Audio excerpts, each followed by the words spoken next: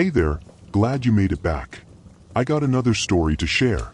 This one is sent to me by one of my subscribers, though I haven't even hit 200 subscribers yet. Hope someday I may. Until then, let me narrate these stories, with a sip of black coffee and Marlboro smoke. Guess what? A little nicotine doesn't hurt nobody. Make yourself comfortable. And do consider subscribing if you like today's episode. You know that teenage dream people romanticize on Instagram? The neon lights, the road trips, the soft giggles wrapped in bubblegum and Chanel, the sparkle filter life where heartbreaks are aesthetic and Taylor Swift plays on repeat? Yeah, fuck that. Because once you've walked into a room that smells like strawberry shampoo and raw intestine, the teenage dream starts to rot pretty damn fast. Let me start with the room. It used to belong to Mira. Back when she was just the quiet girl with too many pink things, an obsessive love for bubble tea, and a disturbing knack for drawing wolves in the margins of her diary. It was the kind of room that made you feel like you stepped into a cotton candy commercial. You had a wall-painted bubblegum pink with little hand-scrawled Sharpie hearts near the window. A pile of mangled Barbie dolls. Some missing arms, one impaled with a pen, stuffed in a glitter-covered toy chest beside a shelf of squishmallows and semi-deflated balloons. A worn-out brat's makeup head with lipstick smeared like it had seen combat. Teddies, unicorns, and Hello Kitty merch forming a soft avalanche off her mattress, and toys, you know, the 18-plus colorful ones of all sizes. And hanging from the ceiling, like some sadistic disco ball, were wind chimes made from old jewelry, Barbie legs, and the skull of a raccoon spray-painted gold. Yeah, she found it on a hike once and thought it was aesthetic. The scent of all? A nauseating clash of cheap perfume, baby powder, and something coppery beneath the surface. And in the background, softly bleeding through an old Bluetooth speaker, Taylor Swift style. That Las Vegas desert beat humming like a ghost. Midnight, you come and pick me up, no headlights? It didn't fit. It was too cheerful, too glossy. I remember what I was wearing. Mini skirt, leather boots, and that knockoff Chanel perfume I'd sprayed way too much of. I looked like someone heading to a dorm party, not a goddamn crime scene. The music got louder as I stepped closer. The hallway lights flickered. I thought they were both inside, maybe playing some twisted prank. Mira always had that dark streak, and Leah? She loved to scare the crap out of me. But when I opened the door, it hit me all at once. The smell, the heat, the sound of squish, tear, and the chew. It wasn't pretend. It wasn't Halloween. And it sure as hell wasn't a joke. There she was. Fucking Mira, for Christ's sake. Except it wasn't just Mira anymore. She was crouched over Leah's body, her knees bent awkwardly, her spine arched, skin stretched and leathery, veins like black cables wrapped across her arms and neck. Her fingers, longer, almost clawed, were sunk deep into Leah's abdomen. You could hear her pulling something out, slow, wet, unbothered. Leah's intestines were halfway out, drooping to the floor like someone spilled spaghetti in hell. And hanging just barely from her left hand, still twitching with some residual nerve twitch, was that little gold pendant she always wore, the one her ex-lover gave her, pretended she was his true love, but all he wanted was a taste of her. Only now, the gold was stained red. Blood had seeped into the grooves, dripping perfect, symmetrical drops onto the white carpet below. Drip by drip by drip. I couldn't move, my legs refused. And my lungs, the cigarette smoke-filled lungs sacs tightened. Mira looked up. Her face, still hers, or kind of, but bloated, the skin on her cheeks peeled and rough, her eyes sunk deeper, and her irises? Bright yellow, glowing, like lanterns, her mouth was covered in red, her chin, her neck, even her collarbone soaked in gore like she just dunked her head in Leah's stomach. She chewed, she kept on chewing, unaware of my presence, like a primal dog feeding after years of hunger. Maybe I gasped. Or maybe it was just bile forcing its way up my throat because I turned, collapsed to my knees, and vomited so hard my ribs hurt. I remember my hand hitting one of Myra's Barbie dolls, head twisted backward, plastic I chewed off. It stared at me as I hurled. I looked back. Mira was engaged, still chewing, and the music? Still playing loud. I got that James Dean daydream look in your eye. I think I screamed. I'm not even sure. All I know is the room started spinning, and I ran out that door like fire was licking at my heels. But before you think I'm some idiot who didn't see the red flags, let me rewind. Let me tell you what happened 96 hours earlier, when we were just 3 girls chasing a high, laughing too loud, and planning a harmless hike through the Kettle Grove Preserve, a vast, pine-choked wilderness in Northern California with just enough legends to make it fun. Locals call it the Pines, but with a warning. Claim to have seen tall figures on 2 legs, glowing eyes between the trees, half-eaten livestock, even full-blown wolfmen sightings dating back to 1956. The rangers roll their eyes. But folks who live nearby? They won't go in after dark. We thought it was bullshit. Urban legends and Reddit fiction. We were wrong, and now Leah's dead. Myra's something else. And I'm the only one left to tell the story. You know those moments when life just taps you on the shoulder, smirks, and says, "Time to fall apart, sweetheart?"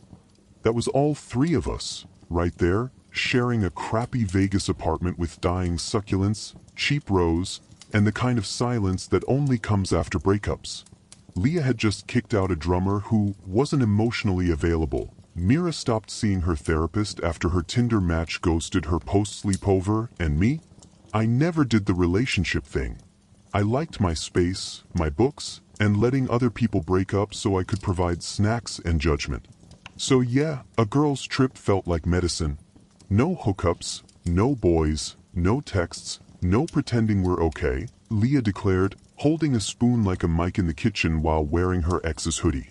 Just us, nature, wine, and at least 2 near-death stories. Jessie, curled up on the couch editing her horror vlog, didn't even look up. We could fake one. A good scare video gets 100K views easy. And that was it. 1 minute we were crying over egg rolls, the next we were Googling best camping trips near Nevada that won't kill you. Somewhere in the map's blur of green and blue, a name popped up. Kettle Grove State Forest up north in Siskiyou County, just near the Oregon border. Rough, piney with vague Reddit posts about wolfmen, feral screeching, and things that walk like men but don't smell like them. Leah rolled her eyes. I loved it. 2 days later, we booked a car from Ridgeway Rentals, a dusty but surprisingly well-rated place off West Sahara Avenue. The guy behind the counter had nicotine-stained fingers and a Hawaiian shirt with chainsaws printed on it. Y'all going up north? He handed us the keys to a 2017 Subaru Outback, gray, a little dent on the side, and a smell that screamed wet dog and Febreze. Perfect for us. We packed like amateurs with attitude. Water bottles, 24-pack of spring water, plus a pink canteen Mira insisted looked cute in pictures. Pepper sprays, 2 for each because Nevada. Sexy lingerie, don't ask, just have it. 2 pairs of hiking leggings, 3, I'll totally wear this, outfits we never would, and a black bodysuit Jessie swore was bear safe. Mosquito spray, face masks, dry shampoo, a solar mirror, a GoPro, and 2 boxes of tampons, even though none of us were expecting our period. Weird, right? Amazon tents that arrived half an hour before we left. 1 orange dome for sleep, 1 camo green pop-up we never figured out. 3 folding survival knives, a fire starter kit, chocolates, Snickers, and Myra's emergency stash of melatonin gummies and lavender oil. Honestly, it felt good. Like loading our drama into a trunk and driving it into the woods where no one could find us. Except the night before we left, I heard Mira whimpering in the living room. She'd fallen asleep watching Coraline again, blanket tangled around her ankles, and when I shook her awake, she jolted like I'd slapped her. She didn't scream, but her eyes, those wide, brown, glassy things, locked onto mine with so much terror it made me uncomfortable. "I saw him," she whispered, "the tooth man again." I didn't ask, not because I didn't care, but because we were in fuck everything mode. No therapy, no unpacking trauma, just motion, escape. We're leaving tomorrow, Mira, I said softly. Vegas is making you weird. She didn't utter a word. We left at 6:12 a.m., with an AUX cable that barely worked and a silence that stretched comfortably between sips of gas station coffee. I drove, Jessie manned the camera, Leah danced with her feet on the dashboard. Mira stared out the window. The highway wound into nothing, past beat-up barns, wide stretches of dying grass, and rows of trees that slowly thickened, rising like teeth along the ridgeline. We made it into Siskiyou County around 11:30 a.m. That's when the roads narrowed and the shadows deepened. We pulled into this half-dead gas station on the edge of Granada, California, just 15 miles from Kettle Grove. Needed snacks. And pee breaks, you know how it is. Inside, the lights flickered and the AC, the sound of it made you hate the cold air. A woman at the counter didn't blink once as we walked past, just followed us with her eyes. Pale face, cracked lips, hair pulled tight into a braid like a noose. "You girls camping?" she asked as I paid for beef jerky and instant ramen. Leah laughed. "Trying not to die." The woman didn't smile. "Be careful out there." "What did you say?" I asked. She looked outside, then back at us. "Sun goes down fast. Don't take the upper trails." Then she turned and walked into the back room. "Creepy, right?" "Yeah, enough to turn around." "Not for us, those warnings, fuck them." By 12:45 p.m., we made it to Kettle Grove Forest Trailhead. The sign was old wood, moss-covered, marked by scratches that didn't seem natural. But the trees? Beautiful, tall, silent, this was heaven on earth. We parked, grabbed our bags, laughed too loudly as we walked in. Our phones were dead zones. Started spinning like a drunk. Jessie shrugged, turned her camera on, pout face. "If I die, make sure the thumbnail is cute." We hiked 2 miles in and set up camp near a small creek. The water was freezing, the air was crisp pine and wet bark. Mira looked pale, said the place was giving her a bad vibe. "Feels like someone standing just behind you, but when you turn." Leah clapped her hands. "Shut it down, babe, we're not doing haunted woods. I want marshmallows and gossip." We had the tents pitched just after 2:30 p.m., give or take 10 frustrated curses, a bent pole, and Mira making a TikTok-worthy montage of us struggling while Taylor Swift played Cruel Summer from Leah's JBL speaker. Honestly, we looked ridiculous. For girls in tight jean shorts, mismatched trekking boots, and sunglasses we didn't need, but wore anyway. I wore a black mesh top over a dusty pink bralette that made me feel like I was part of an indie music video. Jessie was in her vintage band tee, cut just above the belly with a knot, always camera ready. Leah wore her "I hike but still fuck" tank that she bought ironically from a bachelorette clearance bin, and Mira was ethereal as usual. Tall, long limbs, that soft look that made strangers mistake her for a yoga teacher or someone who painted nudes in an East LA loft.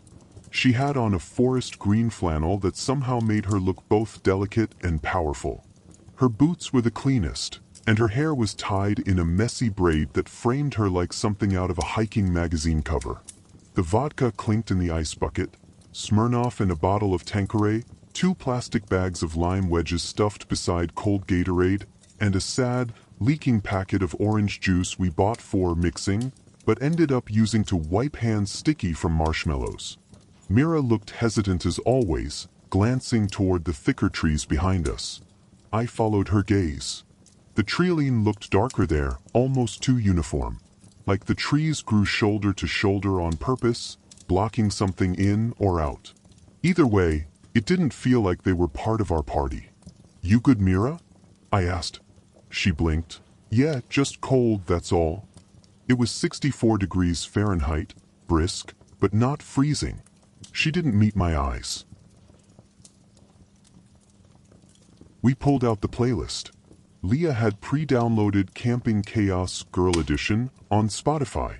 A mix of Dua Lipa, Taylor Swift, Olivia Rodrigo, and one random Billie Eilish song that Mira had slipped in for aesthetic. We danced like idiots, stumbled through old gossip, and took shots before we even gathered firewood. The campsite sat just off Shafter Creek, a narrow, cold stream weaving along the bottom ridge of Kettle Grove Forest, about 15 miles east of Granada, California. A place I now know gets flagged on Reddit in missing person threads. People talking about silent tree zones, unexplained pacing sounds, and the guy who came back naked with all his teeth gone.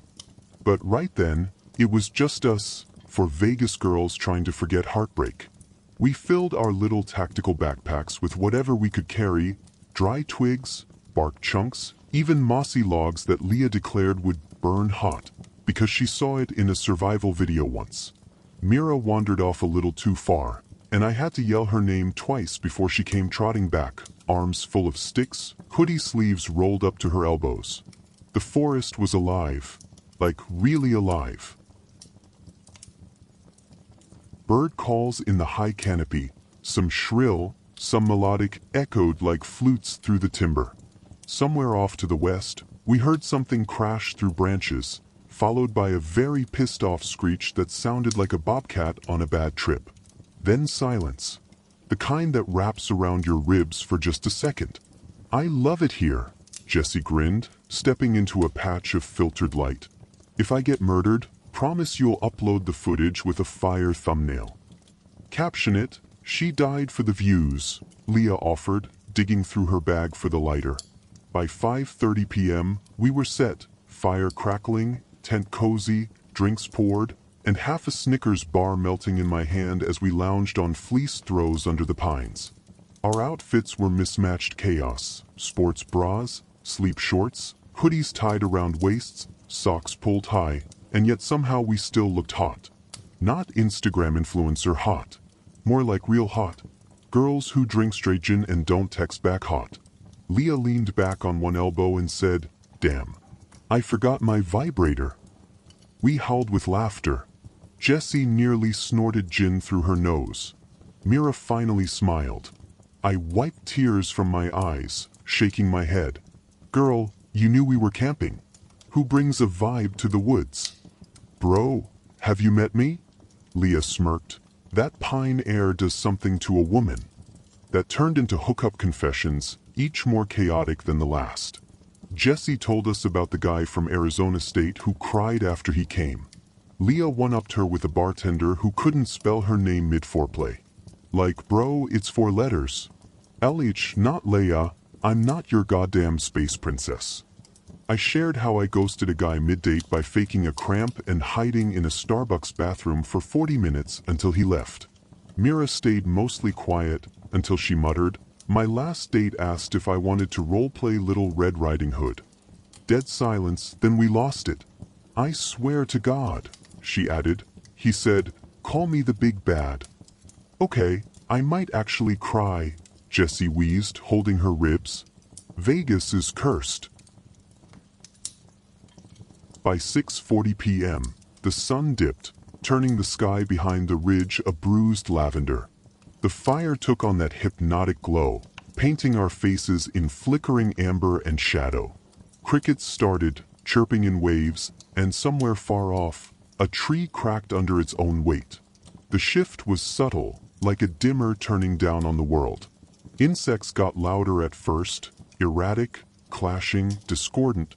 Then, just as we were mid-debate on whether we could sneak hard seltzers into Coachella next year, they stopped. All of them gone. The only sound was the low, hollow hoot of an owl echoing in the distance. Called once, then nothing. The silence was thick, like a lid dropped over the forest.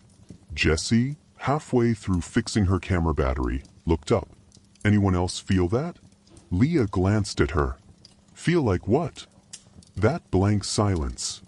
Jessie motioned around. "It's like all the air just left the room." We went quiet. Not because we were scared yet, but because she was right. No leaves rustled, no twigs cracked, no birds, no bugs. Just the fire, spitting softly. There's something disarming about cold forest air when you've had too much to drink. It's like the trees hug you just enough to forget how fragile you are. After the fire died down, we crawled into the tent like stoned cats, tangled in mismatched sleeping bags and half-zipped hoodies. Jesse kept repeating how the vodka tasted like space travel, whatever the hell that meant, and Leah was trying to set a timer on her phone that didn't have signal, just to prove it still worked offline. It didn't. Mira had curled up first, shaking a little. I thought it was just the cold. The rest of us laughed too much to care at the time. Inside the tent, it was chaos, but in that soft, lived-in way. It smelled like marshmallow smoke and wet socks and cheap gin. Leah kept doing dramatic fake snoring while Jesse filmed her with the GoPro whispering, "Day one, she's finally lost her mind." I rolled onto my side, stuffed between Jesse and Mira, and pressed my cheek to the inflatable pillow that kept sliding off the mat. At some point, Mira started trembling again. Subtle, like shivering. Then more violent, like she was being rattled by something inside her. I blinked, still half drunk, and nudged her. Hey, you okay?" She mumbled something, turned to her side, and that's when I felt her skin, hot, burning, wet with sweat. Shit, I whispered. I sat up, grabbing the emergency kit from the foot of the tent. "Oh Mira, wait, I got it here, meds." I fumbled open the mini pill box we bought online. White pill, blue stamp, Tylenol or ibuprofen, I couldn't even tell. I passed it to her along with the metal camping cup beside me and held it to her lips. "Come with a drink. It'll help," I whispered, stroking her hair. She swallowed, barely, and then gagged. It hit me like a bat to the skull. I gave her gin, not water. Shit, fuck, Mira, I'm sorry. I scrambled, grabbing the bottled water from beside Jesse's bag. She coughed, lurched, then vomited right there in the corner of the tent, half on her blanket, half into a plastic snack bag we shoved under her just in time. Leah groaned from the other side. "Oh my God, did someone just throw up? She's got a fever." I gave her vodka by mistake. "Classic fucked up you," Jesse murmured in a sleepy voice, head now buried in her hoodie. I wiped Myra's face with my shirt sleeve, cradling her with both arms like a kid. Her skin was flushed. She whimpered once, coughed again, and then leaned into me. "I'm here," I whispered, kissing her head. "You're okay. It's just a fever. I'll hold you all night." She didn't say anything, just settled into the crook of my arm. And eventually, somehow, we slept. And God, what a sleep it was. I didn't expect that kind of peace. After the year we'd had, the breakups, the fights, the ghostings, the constant phone notifications and passive-aggressive group chats, that silence was sacred. No car horns, no sirens, no light bleeding under curtains. Just the cool hush of clean air and whispering branches outside the nylon walls. Even the buzz of bugs had faded. I could have sworn I dreamt of nothing. Like my brain just shut down to reboot. I woke up a few hours later with my bladder screaming. Gin, orange Gatorade, and a bad habit of drinking 2 cups before bed hit me like a freight train. I wriggled out from under Mira and unzipped the tent as quietly as I could. The air outside was sharp against my legs, the fire barely embers now. Trees swayed gently, silhouetted by the faintest crescent moon. I wandered just a few feet away, squatted behind a bush like a forest gremlin, and sighed in relief. That's when I heard Jessie's voice behind me. "I'm gonna get some night clips," she said. "The fire looks creepy as hell. Might catch something weird." "You always want to catch something weird," I muttered. She disappeared into the trees, sound of her boots against the leaves faded as she went, GoPro glowing faintly from her chest mount, hoodie pulled tight over her face. I finished my business and zipped back into the tent, pulling my sleeping bag up to my chin, grateful for the warmth. 15 minutes later, the zipper buzzed. Jessie stumbled in, breath loud, hoodie soaked in sweat. She looked like she'd sprinted a mile. What the hell? I sat up, suddenly alert. She dropped to her knees, panting. Something was growling. She nodded quickly, hand shaking as she unstrapped the GoPro. I swear, like not far. Right behind the trees near the creek. I thought maybe it was a raccoon at first, but it was low. Deep, like a person trying to fake an animal noise. Leah, still half asleep, groaned. Girl, if this is your way of skipping firewood duty again. Jesse gave her the finger. We stayed awake for a while, whispering nonsense, trying to laugh it off. But Myra's breathing was shallow. Her fever didn't spike again, but she was twitching. Sweat kept soaking her shirt, and I kept wiping her neck with the towel from my bag. Eventually, though, we all gave up and drifted off. No reels, no stories, no signal, just dreams. Morning arrived like a cold slap. Mist clung to the ground. The smell of pine and earth was stronger than yesterday. You could hear something scratching gently against bark somewhere out of sight. Probably a bird, but it made me uneasy. I unzipped the tent slowly, boots crunching against frost-hardened dirt. Jessie joined me, camera in hand, rubbing sleep from her eyes. We stretched, yawned, then froze. Jessie was the first to point. Hey, look up. About 9 feet high, way above my head, the bark on one of the trees had been shredded. 3 long gashes, still raw, with splinters hanging off like peeled skin. Damn hell, I muttered. No way that's from a deer or something. Jessie stepped closer, zooming in with her phone. These are fresh. Look at the wood still curled. There's even sap leaking. Symmetry's wild. Either this is a monster claw or great YouTube clickbait. I measured it mentally. I'm 5 feet 9 inches. This thing reached way above me. More claw marks on another trunk. All facing the tent. All deep. No footsteps though. Just impressions in the moss where something had moved.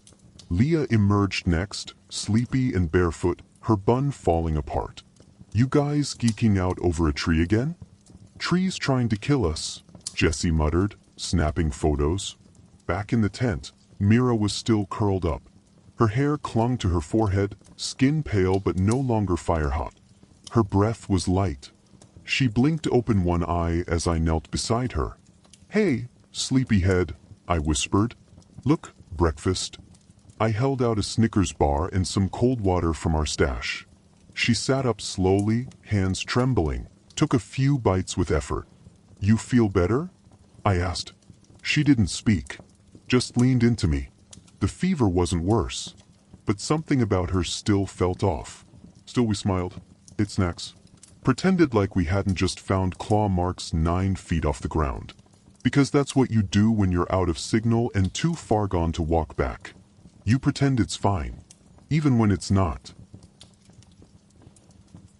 We crawled out of the tent like a pack of hungover animals. Even Mira, she moved slower than the rest of us, but she moved, wrapped in her hoodie, her skin paler than usual, but no longer sweating bullets. She leaned on me a little as we stepped outside, her fingers cold as creek water. We didn't want to leave her alone. Not after the vomiting, the fever, the shaking. If she was up, then damn it, she deserved to see something beautiful.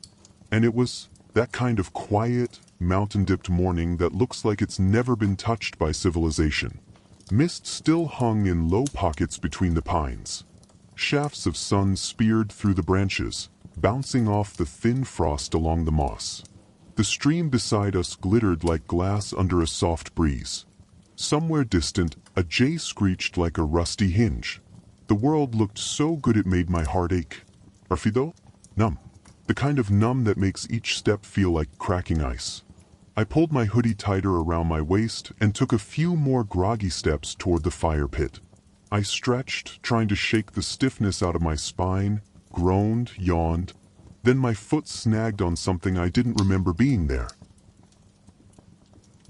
I looked down, tracks, not just footprints.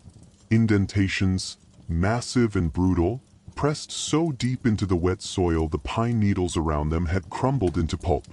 They looped around the tent, again and again, like something had been watching us.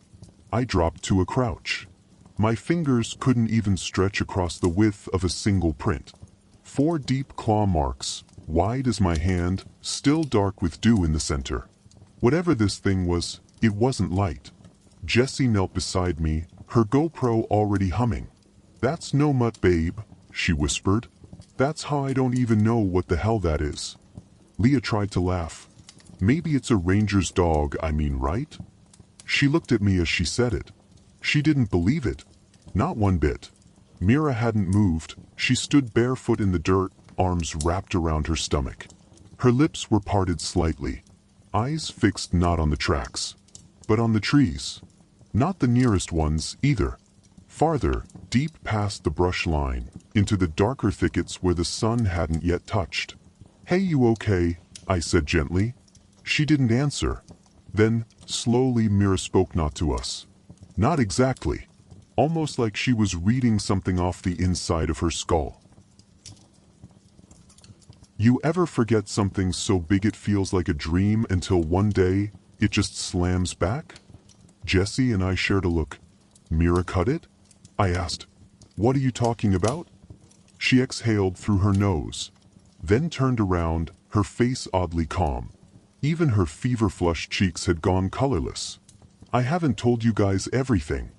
She sat down on the cold rock beside the stream, pulled the sleeves of her hoodie over her knuckles.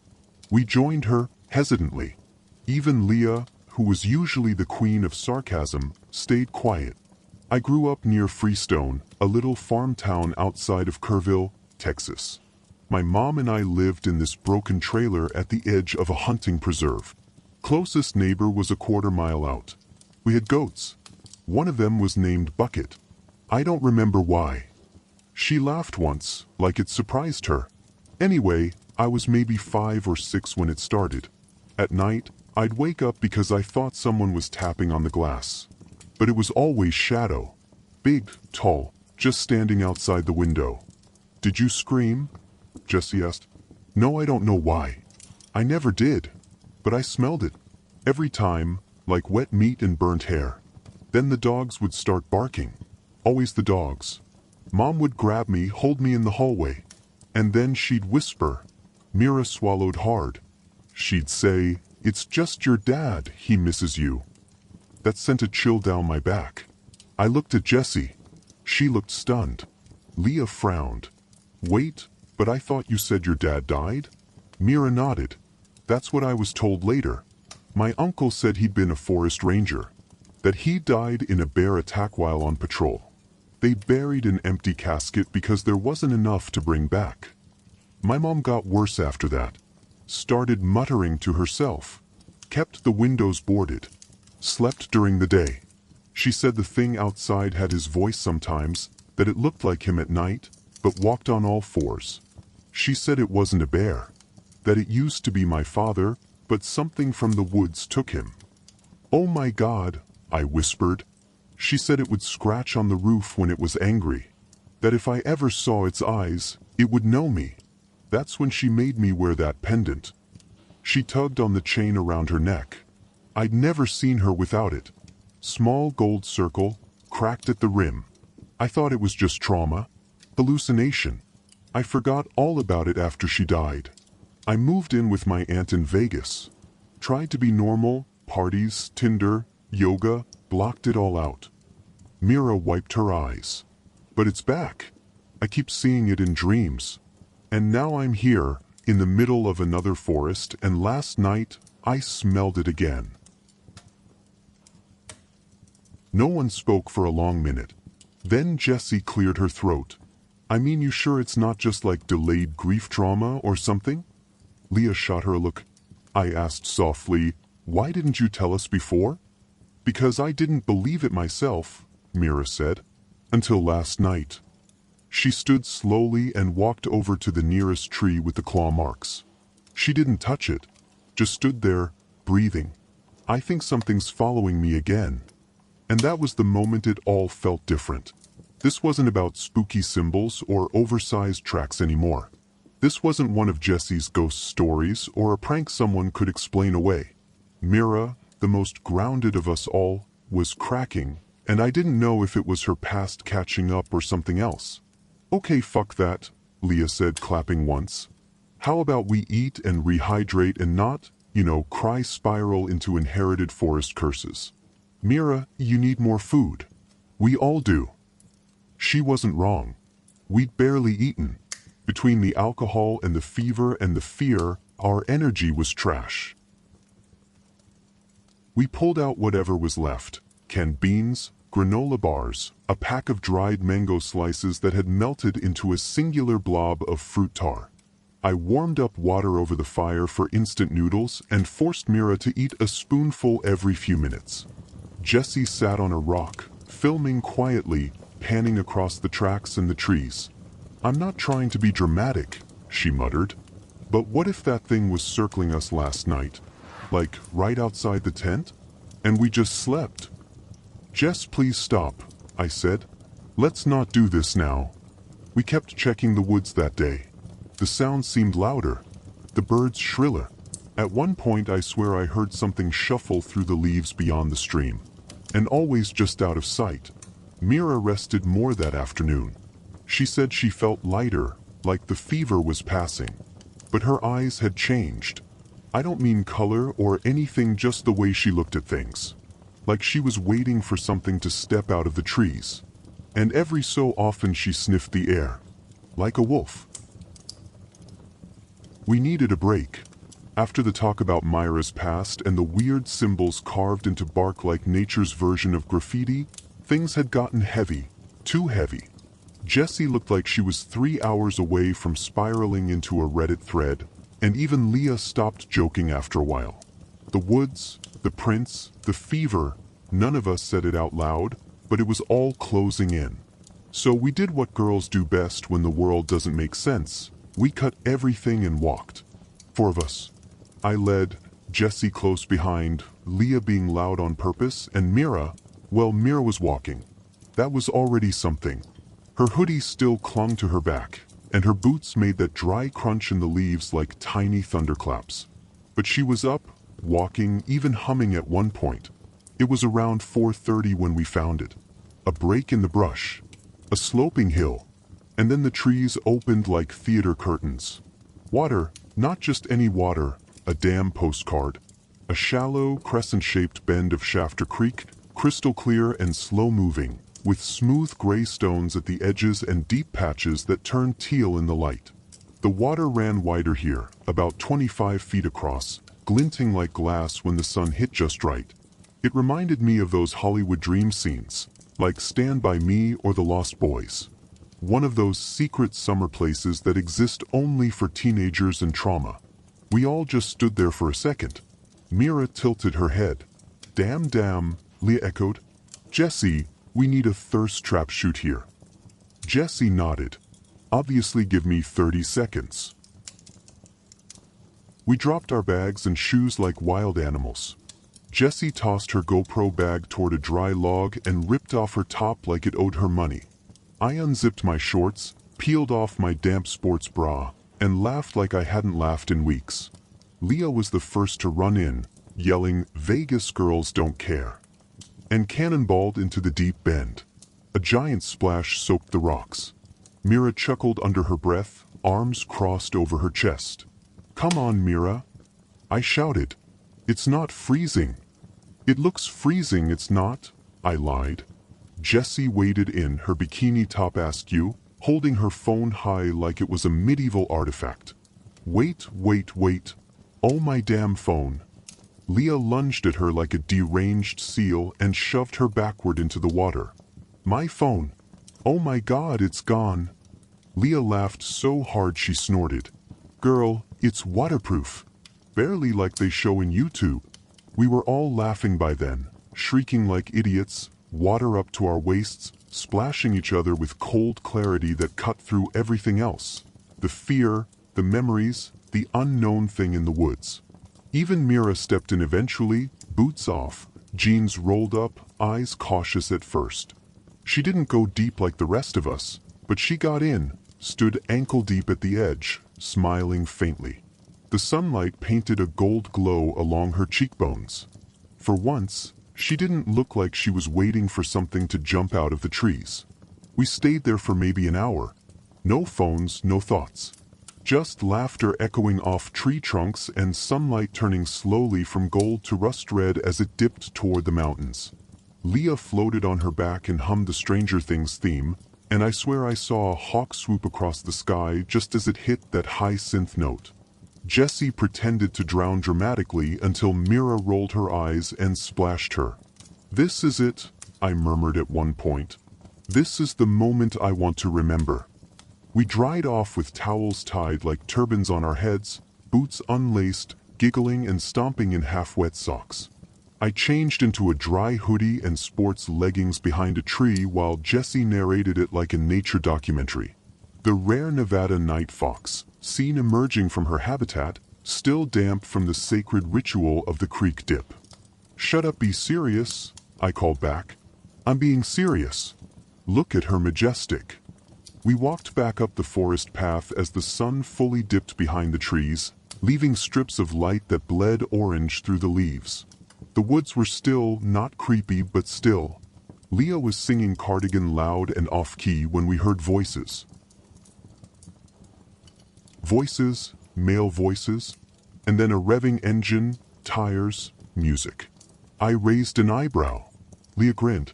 Either ghosts or boys. The trees opened again just a bit, and through the branches we saw it. A dark green Wrangler Jeep, rust at the edges, coated in trail dust, bumper stickers reading, "Don't tread unless you're cute," and "This is my therapy." 5 dudes laughing, yelling. One had a Miller Lite can stuck between his teeth. The one in the driver's seat spotted us first. "Well, damn, forest nymphs are real," he called out. Jessie clapped her hands. They pulled up closer, tires kicking dirt into the air. They weren't threatening, just loud. "Stupid, shirtless boys. Who invited Charlie's Angels to the woods?" one of them said, hopping out. "Tall, red ball cap, cargo shorts, no sense of volume control." I smirked. "We self-invited." Another guy leaned out the window and pointed at Leah. "You look like you fight people in Walmart." The 5 of them, Luca, the loud driver. Blue eyes, Jeep dad energy. Zane, cap turned backwards, beard stubble. Diego, lean, black hoodie, chain around his neck. Mac, that chaotic one that climbs trees and pretends to be a raccoon. Jude, soft-spoken, camera guy, literally holding a cannon like Jessie's soulmate. They were passing through on a bro trip, they said. Camping deeper west near Bear Gulch. They had extra beers and Doritos they offered. We declined politely. Vegas girls don't just accept random drinks from shirtless forest dudes, but we stayed. Talked, teased. "Damn, y'all TikTok famous or what?" My God, you look like a hype house. "We're horror vloggers," Jessie said proudly. "She's kidding," Mira muttered. "I'm not, babe," Jessie replied. Leah sipped from her own water bottle like it was wine. "Do you believe in monsters?" Zane raised an eyebrow. "Like fucking Bigfoot? Like things that walk on 2 legs but shouldn't?" There was a pause, then Luca laughed. "Bro, you've been on the shrooms again?" "No, not yet," Mac grinned. We stayed for a few minutes longer. Took a selfie. Swapped fake names. I told them I was a yoga instructor. Mira said she worked at a bookstore named The Ghost Shelf. Jessie called herself a paranormal cinematographer, and no one even blinked. Jude offered to let us charge our phones off their Jeep. I almost said yes, then remembered the prints, the howls, the claw marks. And I thought, maybe we should stay disconnected. Just for tonight. Eventually, they drove off, hooting, waving, music blaring. Mac leaned out the back and shouted, "If y'all get murdered by a mountain lion, text me." Leah flipped him off with a wink. We walked the last 15 minutes to camp with pink cheeks and sore legs from laughter.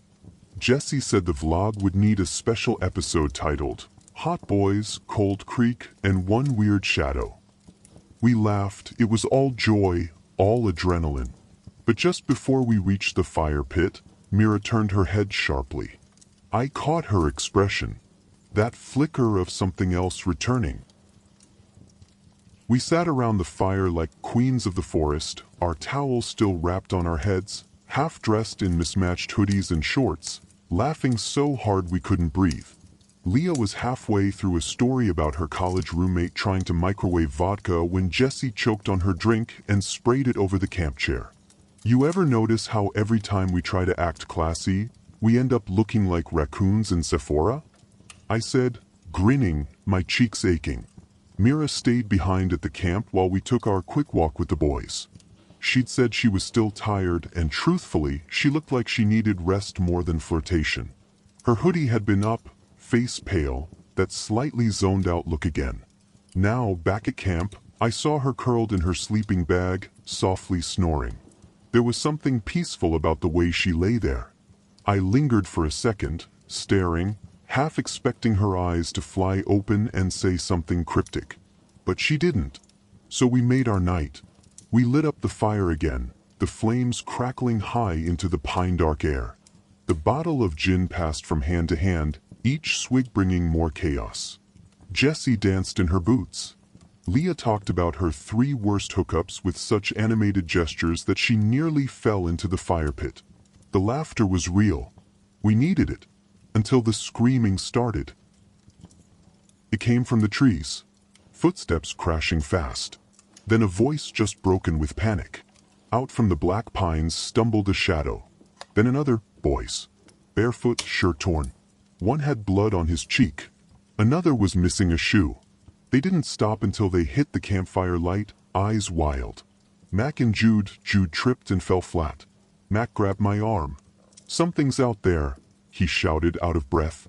It took Luca, Zane, Diego. We froze at the sight. What do you mean took? We were peeing, Jude gasped. Behind the van, just chill, we heard branches snap. Then Luca screamed, like something was chewing him. Not a bear, not a cougar, something fucking screamed back. Animal? No, it sounded like, Mac swallowed. Like a man, but like an animal learning how to scream like a man. We couldn't see shit, but there was distinct roar and howls and breathes of something huge. It had arms, huge ears, what the fuck, man?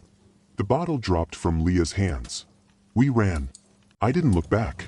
I think Diego tried to grab Zane and something just yanked him into the dark. My skin went cold. I felt the breath stop in my throat. Jessie clutched her camera like a crucifix.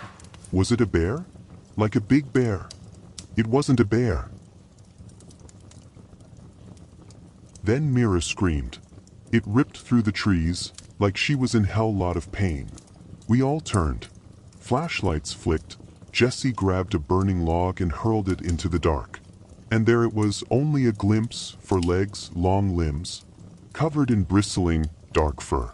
A snout I could sense like that of a dog or a wolf, but the face, no, it didn't look like a bear. It looked like a dog, but not a dog. In that moment of despair and shock and all hell lot of mixed feelings, we all stood frozen, but none could make out what the fuck on earth was that thing. Shock hit all of us at once. Then it was gone. Leaves snapped, ground shifted. The dark swallowed it. We sprinted to the tent. Mira was on the ground. Blood, so much of it her thigh, torn, like something had swiped with claws or teeth. Her eyes were open but glassy. Help me wrap the wound. I screamed. Jessie threw down her gear. Leah ripped the towel off her head and pressed it to Myra's leg. She needs a hospital. We don't have signal, I said. Jude, still panicked, stammered. We had radios in the Jeep. But it's back there. Back where the screams had come from. I stared into the woods. Mira moaned, and it sounded like it hurt just to breathe. We weren't prepared.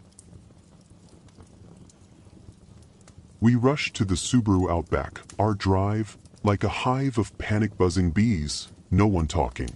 Jude kept muttering something between gasps. Call the sheriff, call the goddamn sheriff, like it was his new religion, like the only thing that could bring order to the madness we'd just witnessed.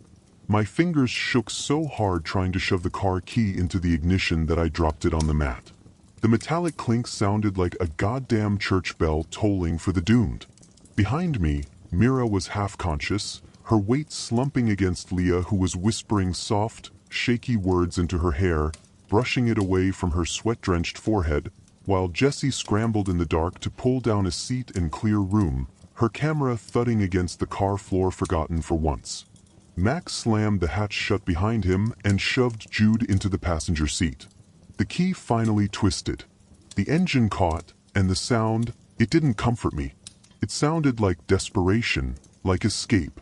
There was no time to check if we had everything. No time to grab the tents, or the bags, or that dumb box of vodka jelly shots we never opened. The moment the tires gripped the dirt, I floored it. Gravel spat like shrapnel behind us. No one spoke for the first 10 seconds. It was all gasps and sobs, Myra's pained whimpering, and the scuff of knees shifting in panic. Then came the howls, an entire fucking orchestra of wrong voices. Not dogs, not coyotes, not wolves. I don't care how many documentaries you've watched or what old horror movies told you. There is a certain pitch, a frequency, a curvature of scream that comes only from something intelligent trying to sound animal and failing, or the other way around. That's what we heard. And it was getting closer. I gripped the wheel so hard my knuckles went pale. The road ahead was only semi-visible, the headlights slicing between pine trunks like shaky spotlights, showing more fog than path. Jude kept yelling, "It's behind us! It's coming! It's right fucking there!" I didn't look back, I couldn't. If I did, we'd die. Simple as that. The car leapt with every gear shift, as though it too was scared, bounding over uneven dirt with shocks that screamed their protest. The Subaru felt like it wanted to lift off the road and fly. Jessie kept muttering, "We're dead, we're dead, we're dead," like she was trying to bargain with the universe by saying it first. In the back, Leah was rubbing Myra's arms, her legs, cupping her hands under her hoodie to get warmth onto the skin. Jessie had ripped open a thermal blanket from one of our hiking kits and was pressing it over Myra's body while feeding her water slowly, a capful at a time. Myra's lips were cracked, her eyelids fluttering like she was dreaming something awful and couldn't wake up. "Talk to her," Leah said. "Don't let her go under, keep her awake." Jessie started telling a story, something dumb from sophomore year about a professor who wore toupees of different shades depending on the day. Mira blinked. That was enough for now. The road narrowed, turned sharply. I missed the guardrail by inches. The howls grew thinner, like they were starting to fade, not far, but as though the forest had decided to keep pace instead of chasing outright. The lights of the gas station were the ugliest, most beautiful things I'd ever seen.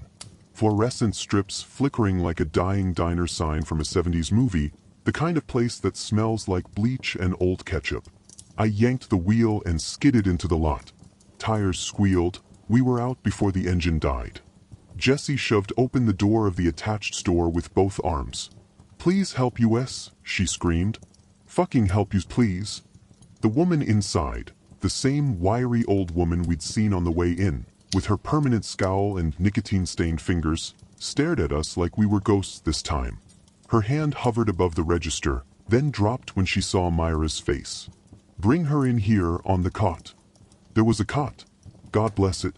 Probably for passed-out drunks, but tonight, it was Myra's throne.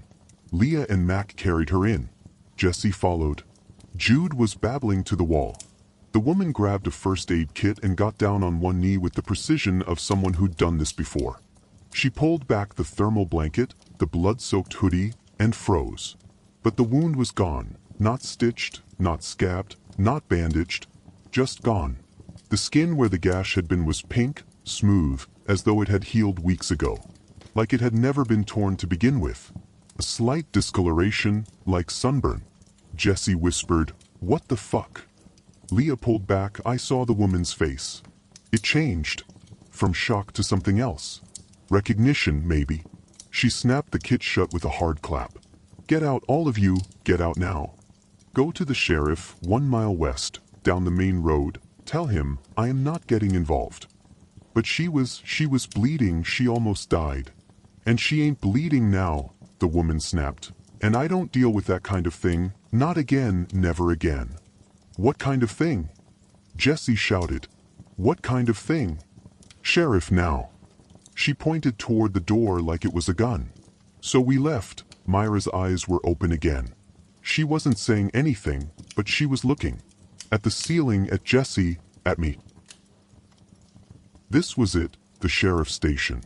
We pulled in just as the sun cracked itself over the distant mountains, its gold teeth gnawing lazily at the pine ridges, making everything look like a postcard that someone had spilled whiskey on. I parked the Subaru out back like a war veteran pulling into the final trench, jerky, fast, and with a barely restrained panic that creaked through my every motion. The sheriff came out after 5 minutes of us standing around. He was exactly what you'd expect in a town like this. Belly like a kettle drum, pants threatening to slide beneath it, and a face so calm it pissed me off. He had that slow walk, hand on belt gait that says, "I don't believe shit until it bites me on the ass." "Y'all called in something strange?" he asked, voice like wet gravel. The boys and we, Jessie, Leah, and Mira, still pale, still not speaking, were led inside. The station was old-school, wood-paneled walls that hadn't seen polish since the Clinton administration, and the faint smell of burnt coffee and menthol. The front board behind the desk was worse than anything we'd seen: flyers, missing people, kids, teens, old hikers, families. They split us up, classic cop routine. Mac went one way, Jude the other. I sat across from the sheriff, who, for all his belly and bald spot simplicity, had eyes that knew more than he'd ever admit. "Tell me again," he said, notepad barely touched. "What happened out there?" I told him, the screams, the thing, the prints, the blood, Myra's wound, and the disappearance of 3 boys who had names. He didn't write much. "We'll look into it," he said finally. "It happens time to time. Forest's a weird place. Bad things happen." My fists curled on the table. "Sir, something killed our friends. Something bit my best friend. Something chased us like we were prey. And you're telling me it just happens?" He looked at me long, then said, "You're not from here, are you?" He nodded like that answered everything. 30 minutes in, the paperwork dance started. But I wasn't about to end up as a suspect in anything. That's when I called Dad from the rotary desk phone that looked like it belonged in a museum. He picked up in 2 rings. Dad's voice was tired, but when I told him the words, sheriff, blood, missing people, his tone changed. Whatever he said to the sheriff over that line worked. The man paled a little, nodded silently, and ended the call with a grunt that might have meant "You're free to go," or "God help you." An hour later, we were outside, staring at the forest from behind a thin line of civilized pavement. It didn't feel far enough. We didn't talk much. We just lit cigarette after cigarette. First Jude, then Leah, then me. Jessie smoked like she was trying to set her lungs on fire and forget. Mira sat with her knees pulled up in the back of the Subaru, wrapped in that same hoodie. That was the last time all of us were together. Jessie left the next morning. Said she was going to her mom's place in Bakersfield. She didn't say goodbye. Just a text with a waving emoji. Leah and I booked a cheap motel 2 towns over. There was a bathroom with rust in the sink and a cracked mirror, but the hot water worked. We cleaned up, washed the blood out of our clothes, and I cried in the shower like I was trying to drown everything I couldn't say. We stayed 2 nights pretending nothing happened. Then Vegas called. Back home, everything looked exactly the same. Neon buzz, horns blaring, people smiling way too hard for no damn reason. It felt fake, but comfortable, like a bad habit. I met a guy off Tinder. Typical, 6'1", tattoo sleeve, barista vibes with a slightly crooked smile that felt familiar in a way I hated but needed. We met at a local cafe, talked for 30 minutes. He said he loved dogs. I almost choked on my coffee. But he was nice. And I was trying to feel normal again. We hugged, he smelled like cinnamon and bergamot. He asked if we should go out again sometime. I smiled, said maybe. And that night I came home, alone, tired, heart ticking like a slow metronome set to sadness. And I opened the door to our apartment. The same pink chaos. Barbies on shelves, toy bears leaning in strange ways. Taylor Swift playing softly in the background. At first, I thought it was Leah cooking. She loved her midnight snacks. Popcorn or that weird spicy ramen she swore by. But then I saw the floor and the blood. I screamed. There, in the middle of our room half lit by the string lights, amidst Taylor Swift music and bathed in a glowing pink like it was part of some twisted dream, was Mira. Bent over like a dog on fours. Like an animal, like a predator. Leah lay beneath her. Or what was left. The gold hand pendant Leah always wore was there. But it was soaked. The blood had turned the chain black.